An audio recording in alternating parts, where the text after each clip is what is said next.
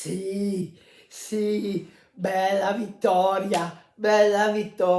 E tutti i mariuoli, chiudete tutto cosa? Abbiamo meritato, mamma mia.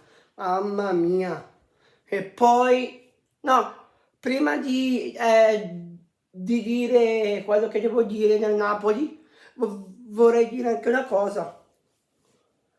Ci doveva essere anche una munizione, no, ammonizione, ma rosso diretto per Lautaro.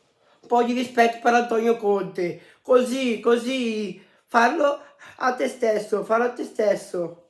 Va, va.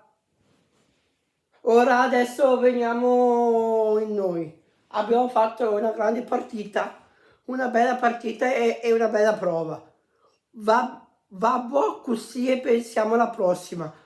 E ora capolisti per una notte e vediamo poi domani cosa faranno gli altri.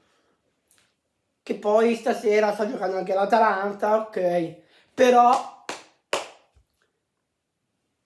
bella vittoria, va bene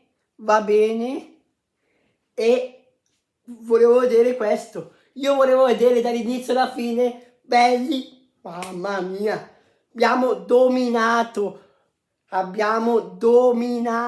davvero. Gli interisti non sono neanche scesi neanche in campo. Si sono addormentati dopo quello che abbiamo fatto noi al al vostro hotel lì a Napoli. Non avete dormito? Non avete dormito? Ecco.